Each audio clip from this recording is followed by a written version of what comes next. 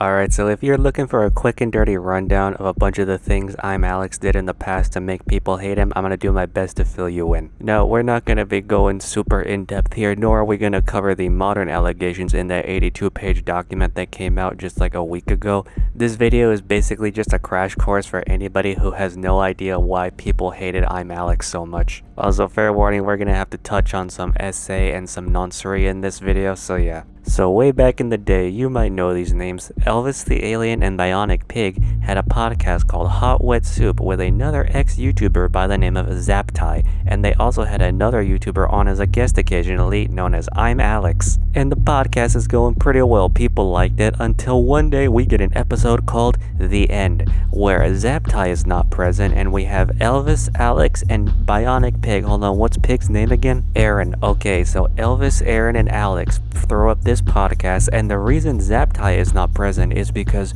they are actually going to talk about some pretty serious allegations regarding him. And in this episode, they claim that Zap TI is actually a diagnosed sociopath, a pathological liar, and when he was 19, cheated on his girlfriend with 4 other girls, 2 of them being underage, one 17 and one 16-year-old. So these allegations start spreading a bit, and this actually causes the 16-year-old to come forward. 16-year-old at the time, might I clarify. So she claims that during their affair, Zap TI was very manipulative towards her and actually exchanged nudes with her. And the girl actually brought screenshots to the table. So this is all looking pretty bad, because on top of everything, Zap TI is now getting called a pedophile. But there are a few issues with this whole sequence of events. Actually, I'm going to start with the screenshots here. If you look at them, they surprisingly don't really show Zap TI in a bad light. Like, the alleged manipulation just wasn't really there. The worst thing in there is the joke that he makes saying you're worth getting arrested for, which, yeah, that's pretty bad. But also, the girl claims she was 16, he was 19 here. 3 years isn't that bad.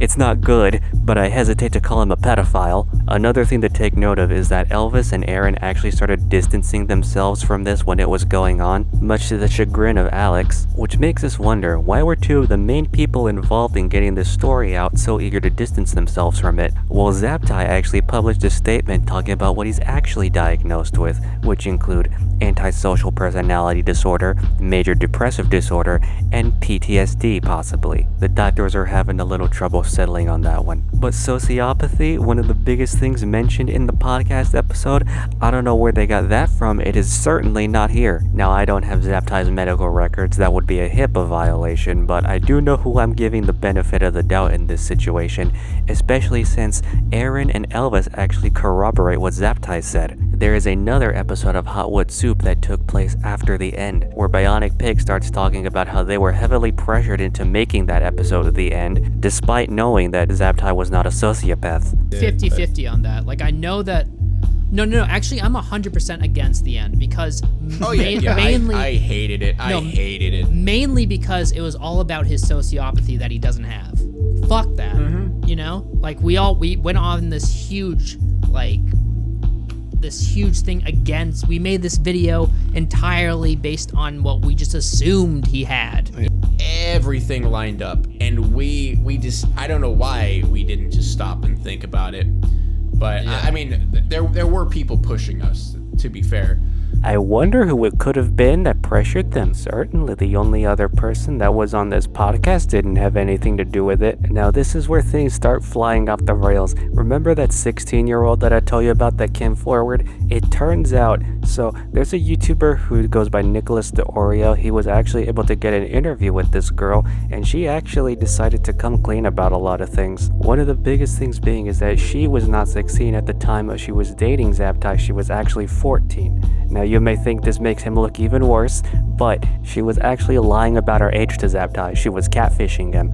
Zap TI fully believed she was 16, and once he found out she was actually 14, he called Aaron up, really disgusted. We have Aaron's testimony on that. Apparently this girl actually catfished another YouTuber, but I need to talk about ImAllexx's finally. So it'd be one thing if Allex believed these accusations, realized they were wrong, and said, man, I got this wrong. I am very sorry. That's kind of normal. It's kind of inevitable when you talk about stuff like this on YouTube, but that's not what he did. There's an audio clip of Allex saying his phone was going off like he was hosting a telethon, except they were all about Zap TI's accusations, basically forcing him to make the video. And once the podcast was posted, if you were still a little bit suspicious, like a man named Tommy C was, he would insinuate you were a pedophile, asking you if you sent your junk to underage girls. There is no evidence of Tommy C doing such a thing. And another thing that got Allex into trouble was when things started to collapse and people were really starting to doubt his credibility. He claimed he actually never knew the ages of the girls until after the podcast was posted,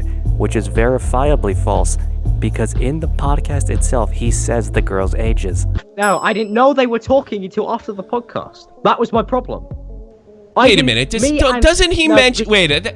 Look, V. Doesn't he mention in the podcast that he knows about these underage girls? I'm sorry, Alex. That's exactly what I was thinking. Alex, I'm sure you said in the podcast that you knew that he was speaking to underage girls. I'm pretty sure we didn't know that or mention it on the cast. What I knew is that he was cheating on 4 girls. She was being cheated on with 4 other girls who were 16 and 17 years old. And I completely forgot to mention this. Allex said Zap TI cheated on his girlfriend with 4 different women. Only one has come out. Only the catfish has spoken up.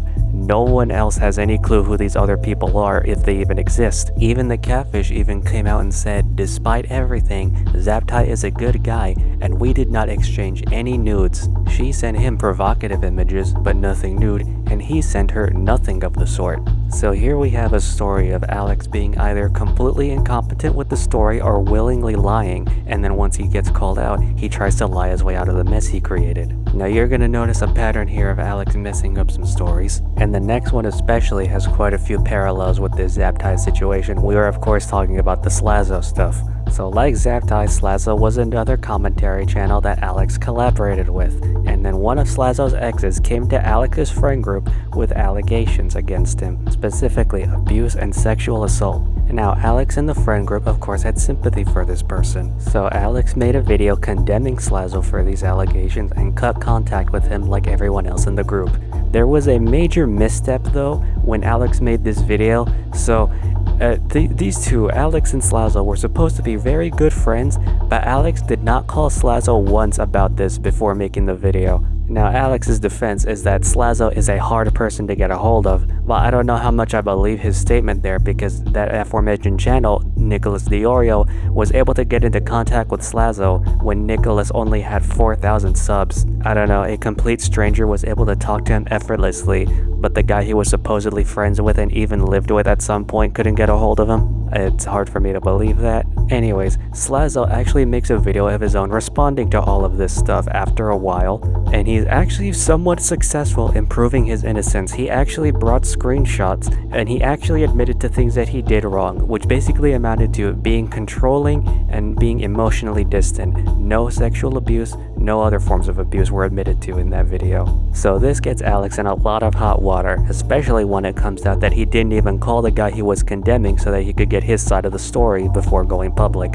And Allex once again tries to lie his way out of it. He says, "Oh, I never accused Slazo of anything," which to me sounds like he's trying to twist words here. Allex may have not have accused Slazo of doing anything to him personally, but he was 100% pushing the allegations made by his ex as if they were 100% fact.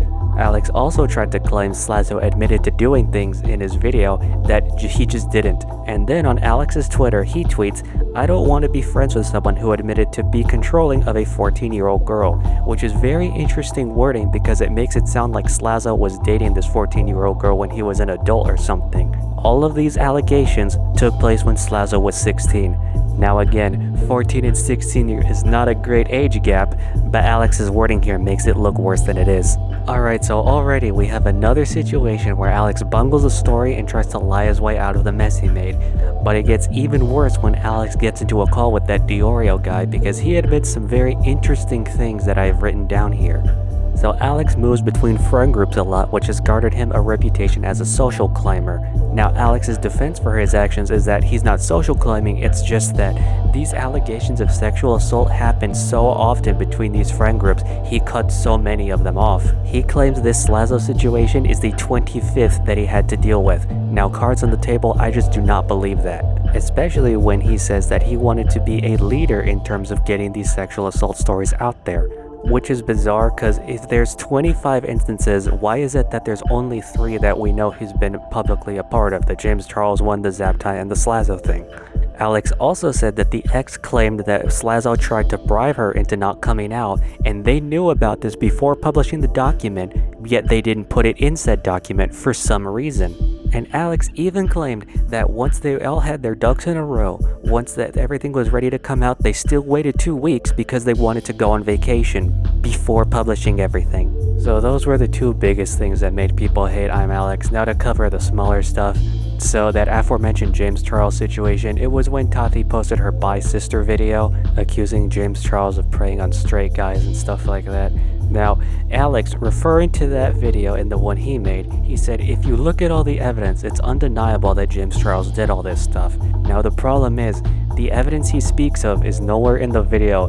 There are no screenshots, there are no recordings at all in the bi sister video of James Charles, at least none that prove Tati's point. I will say, at least Allex apologized for this one in a timely manner. Slazo didn't get an apology until like a month later, and Zap TI I don't think ever got one. Alright, so there was another instance where Charli D'Amelio posted herself dancing in a swimsuit. I think she was chilling with the gang at a pool party or something, and the song she chose was apparently kinda raunchy. And so Perez Hilton, of all people, comes into the comments and says, does anybody think it's inappropriate for a 15-year-old to dance to this? Now listen, I am no Perez Hilton stan at all, but Allex comes in with this baffling response in a video where he claims Perez is obsessed over Charli and, quote, attacked her because he thought she was too sexy. This man, who you see in this video, is attacking Charli D'Amelio, another TikToker who's 15.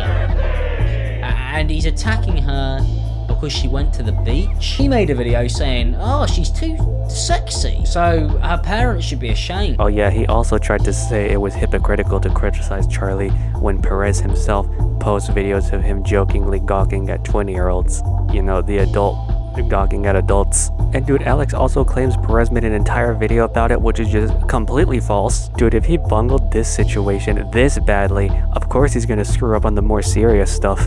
And finally, we have the situation with the E-Boys podcast. So iNabber, a member of Alex's friend group, suggested they should start a podcast together called the E-Boys. Well, the name was suggested as a joke, but everybody liked the idea. So you could see that E-Boys podcast was created without iNabber, without the guy who came up with the idea. And it turns out they didn't tell him. They didn't tell him they were going to start the podcast without him. They just started it one day, just went behind his back. They didn't even give him a reason until one day James Marriott finally told him, oh yeah, it was because there were some tweets that you made that were pretty controversial. What tweets they were, we don't know. Anyways, y'all, this was just a video for anybody who wanted to get up to speed on the ImAllexx stuff without having to sit down for like 30 minutes. If you are willing to sit down and learn more, I use the Oreos videos as a source, and to Mimi always makes some good videos on stuff like this. She made one on Allex, and actually Mimi's even covers the modern abuse allegations that he's suffering right now. Anyways, take care, y'all. I hope you have a nice week.